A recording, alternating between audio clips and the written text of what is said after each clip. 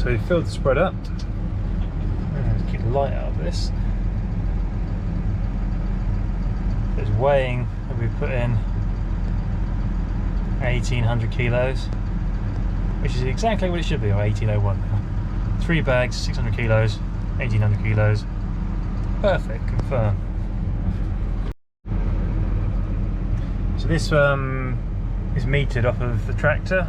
So we've got this 7-pin plug down here, feeds into the tractor radar. So we've got a total pulse count of 25,637. Over 200 meters, that's 128. So should adjust this top number up there. Hey, we are getting there. There's a speedy button to press and then it shoots straight past it. So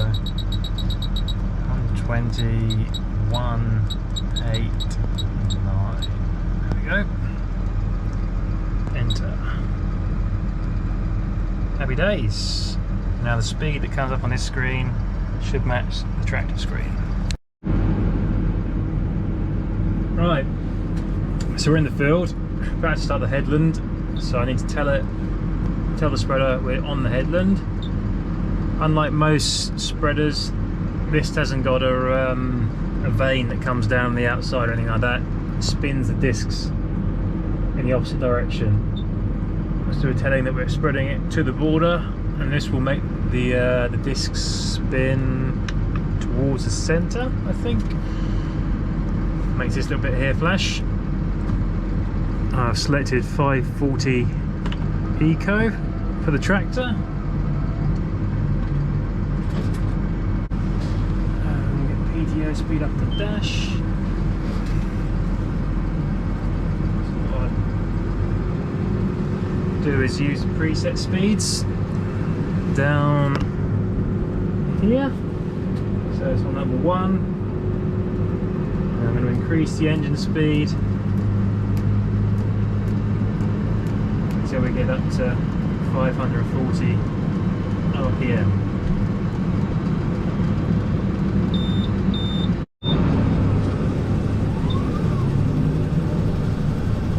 Because we're on the headland, I'm not going to spin it at 540. I've got it down to 480, just so we don't, even though the machine knows it's on the headland, so we've set for that, you have to slow down the PTO speed just to make it more accurate. Make sure we don't throw it into the hedge.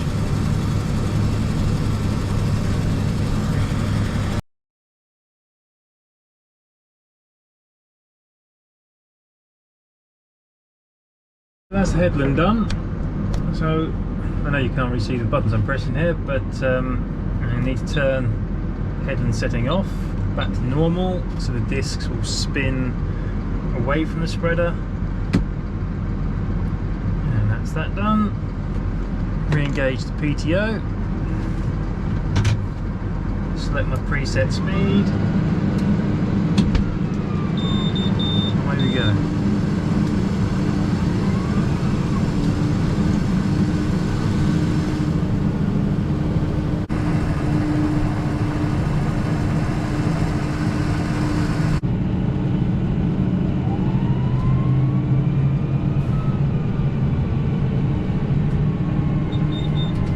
So on the back is our KRM Bogbarley M2W spreader. The W means it's a weighing spreader. It has 2 weigh cells in it. So when we fill it up, it knows how much we put in it. It's pretty accurate. As best as we can tell from what's in the bags, it's only normally 2 or 3 kilos different at tops.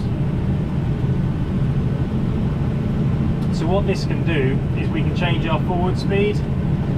As I increase speed, it will open the apertures further and keep the rate constant. With our old sulky several years ago, we calibrated it in the yard. We had to use a measuring stick, and we were set to, I think in the gears we had to do about 6.2 miles an hour. So I can't remember what I was saying. about the spreader. You can see it hasn't got the hopper cover on, the handle snapped on that, which doesn't bother me that much. It's easy to wash out. It just means when it's a bit tacky, you get a bit of mud flick up on the top, but there's grills to stop the mud going down onto the disc, so it just means I jump in there at the end of the field and chuck out a bit of mud. It's not the end of the world. We're spreading at 24 metres. We were at 36 for quite a few years because we had a big ugly self-propelled sprayer. We've gone back down to a more sensible size sprayer so we can get out a little bit earlier, and well, it's quicker on the road as well. It's 50k instead of 30k road speed on the sprayer. So yeah, we're back at 24 metres.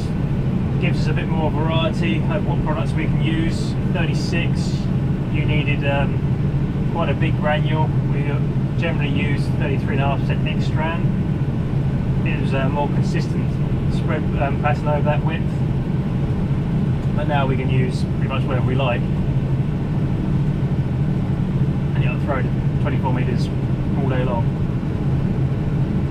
Obviously it's electric control box, electric on and off. It's a pretty reliable spreader. I like it quite a lot, but it has one major downfall in that we cannot shut half the machine off.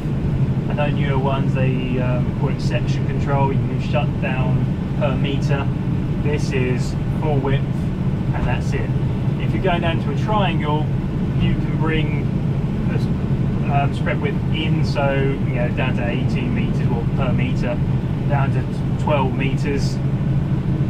But when we were at 36, it was a bit of a headache trying to negotiate with the sprayer operator where to put tram lines, so we weren't double overlapping around the headlands. So it needs changing really to one that we can shut sections off of, but other than that, it's a very good spreader. The screen tells me, I should probably do this when we're looking at the screen, but how much weight is in the spreader, how much and the area I can spread with the weight that's still in the spreader, according to the rate I've set, how much I have spread, the average kilos a hectare over the memory slot that I'm on, which is 1 kilo down of what the target is at the moment, PDO speed, forward speed, calibration quantity, which I ought to write down,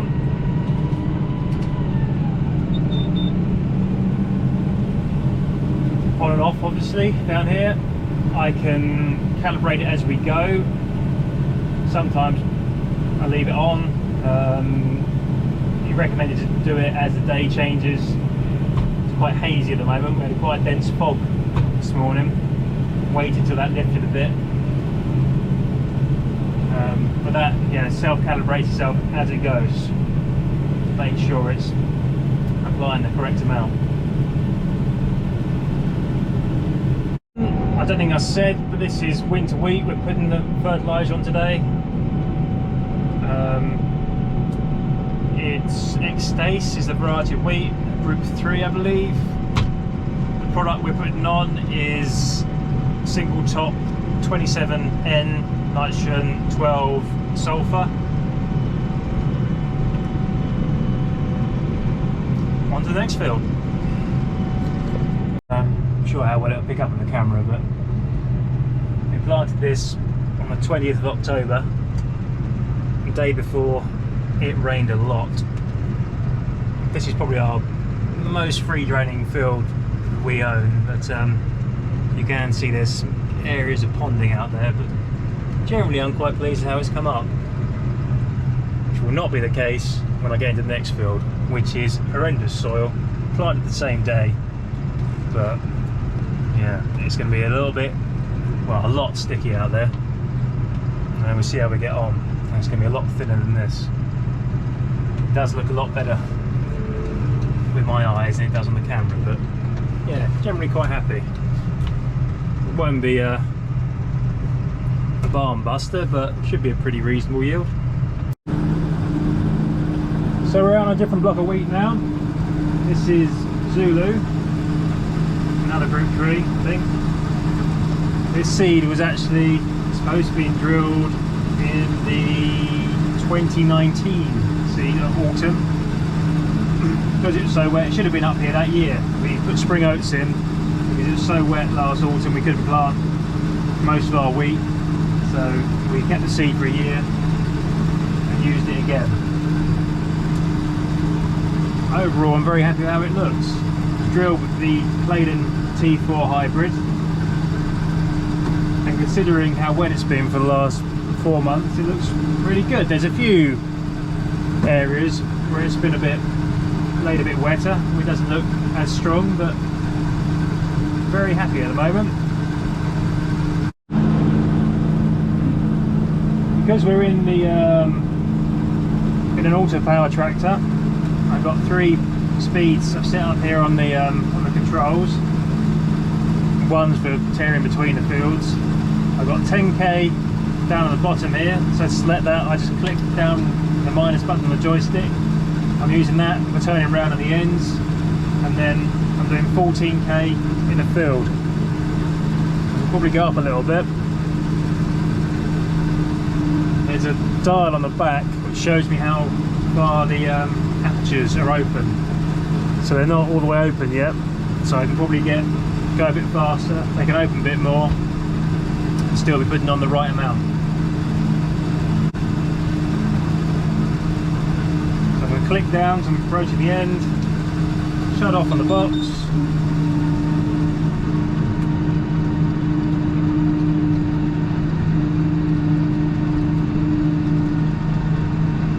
So that's pretty wet there. Speed up again, turn on, and away we go. We never used to be able to plant this end. We got pictures quite a few years ago when my brother got stuck out there with a Rexus twin. Yeah, and when we put fertiliser on it, even if we manage to get it planted, normally there's big ruts, so we'll see what happens, but at the minute it looks quite good. Whether that's down to the change in drilling, it's been drilled with the Claydon for, this is the 2nd season now, with the spring oats and now the winter wheat. Whether that's aided the drainage up there, according to Claydon it has, but yeah, not sure. But pleased either way. Claydon have actually, they were on the phone to me yesterday asking if we'd use our drill as their demonstrator for the county. So we're the only one in this county who has a trailed T4 hybrid. So just thinking that over at the minute. The demos weren't exactly in our locality, so a bit of road work to get to them, so I'll just mull that over. Depends, we haven't got much of our own spring drilling to do this year because nearly all of it got done in the autumn. One field was left on purpose to be spring barley for the cattle, and then there's another field of beans that we didn't get planted. So you know, nearly all of it was intended to be winter this year. So I've already got about 250 acres of drilling to do for some other people. So depending on how much more work comes in, we'll see if we can fit in some demos as well. So I've got 10 hectares of wheat left to do next door. That's all the fertiliser we can fit on the trailer. So the daylight's against me now. You can see the fog's creeping back in as well. I've got 3 or 4 hectares left in this field. I might shoot back to the yard and see if I've got time behind the 4 bags at the back. See if I can get back here before it's dark and get this block of wheat finished off. But then I've got 11 hectares of grass left up here to do as well, so I could just come up here in the daylight, bring a trailer up as well, get it all done tomorrow. Talk of showers tomorrow though, just come out of nowhere.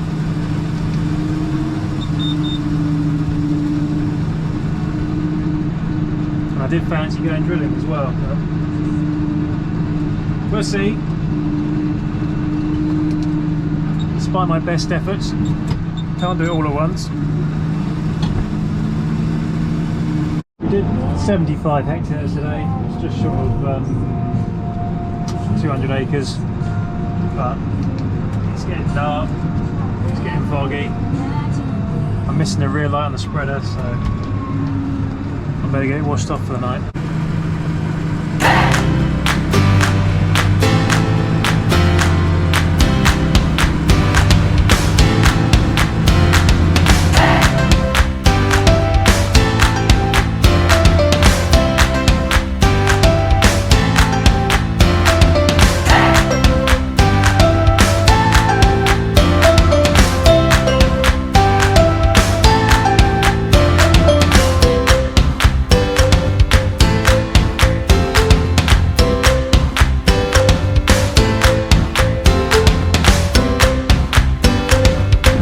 Amazed with how well it's travelled. I mean, it's a little bit smeary on top, but haven't sunk at all.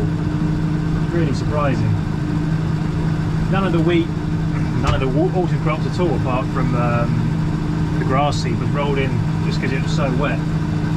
You know, we were borderline whether we could drill it at all, so rolling it would have made a right mess, and you'd see wheel marks everywhere. And from the rolling tractor, and probably just smear the top, and it would have been awful, which is why you can see so many stones out here. But for crops that haven't been rolled, it really is looking good. And by the way, I didn't show you that wet field I said I was going into earlier, because you probably don't want to see a grown man cry. I thought we might have to scrap the field altogether, but there's enough there to go on with. I think best case scenario, we might do 3 tons to the acre, but at least we're not paying rent on that field. We just, you know, it's ours, so I suppose we just have to suck it up for the year.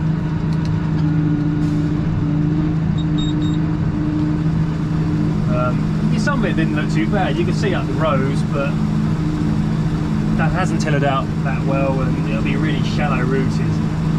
So if we get a dry spring like I expect, it's going to suffer drought as well as wet feet for the last 4 months. It's been sitting underwater, so perhaps I should be glad we got something rather than nothing. Let me just better glimpse it. Turn my way now. Just over 2 hectares. There's 22,000 trees planted out there a couple of years ago. So I guess a tree a square metre. It's a lot though, isn't it? You can see it loaded with fertiliser, but the 250 with the trailer with the fert on it hasn't arrived yet, so I've got enough for there's a tiny field around the corner. I've only got 2 hectares worth of fert in the box, but there's a field that's 1.5 hectares, so I should go and do that one before he turns up.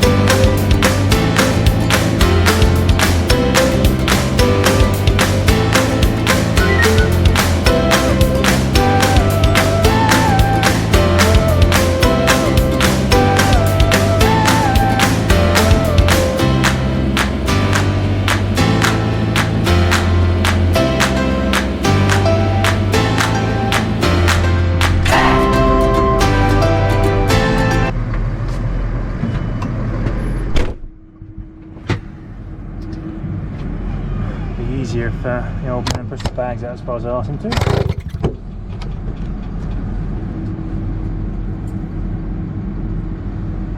gonna weigh that. So it's Wednesday now. Shush. This is the last field of winter wheat, so put some fertiliser on. The fog has mainly lifted, there's still haze hanging around. So I thought I'd put the drone up. Not used it for filming before, it's my brother's drone, used it once. But I had to go trying to get it to follow the tractor around, and it was working okay until I don't know if I nudged the cable or it lost signal anyhow, and decided to take itself home, which was the opposite corner of the field. So I had to race around the headland and go and fetch it. So a bit of practice needed with that one.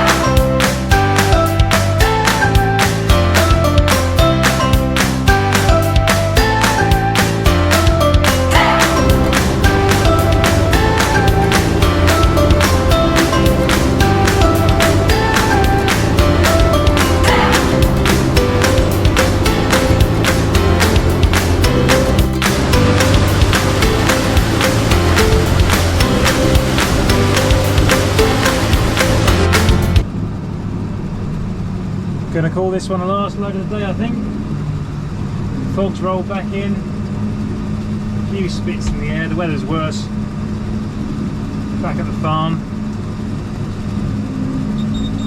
So I think this is all I'm gonna get done before we start getting the proper drizzle. I mean, it looks like it's about 6 o'clock outside, it's only 3:30.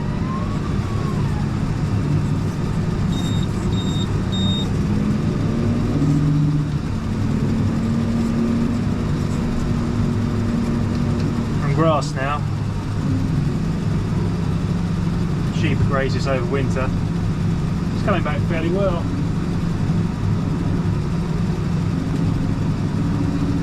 This should give it a good kick.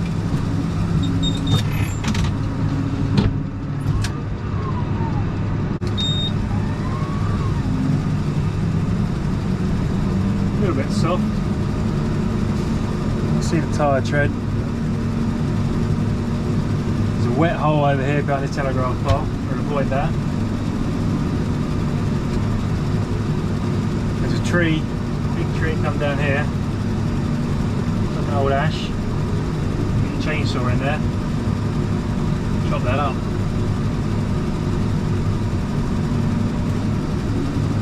So there's the wet bit, you can see some water. Oh, wet bit's bigger than I thought. Never dries there. Spits on the window now. Last 8 hectares.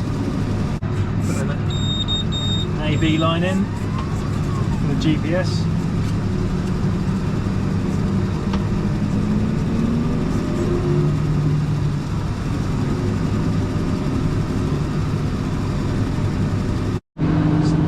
Steady rain now. Got half a tonne left in half to spin out. This grass will be in 2 years, so it's in its 2nd year now. It was okay the first year, a bit patchy in places because we had such a wet autumn, but where we let it go to seed before we did the 2nd cut last year, I can see all the new growth coming up through, which is promising. I know, it's telling me the end of the field's near. That's saying that's disengaged.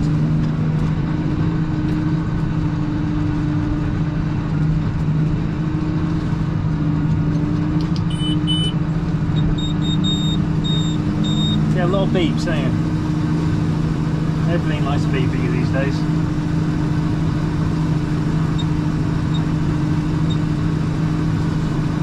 It is peeing it down now. Just got to get out and shut the gate. Get back, wash it off. Hide in the shed maybe, I don't know. Let it drill on properly. Let it drill on. Have a check around it. I mean, it should all be good to go because I did grease it up and get it all sorted when I put it away, so just have a quick check round, make sure that's ready to go. Not look, it'll be going tomorrow the way it's raining at the moment. We'll see. Steaming after a hard day's work.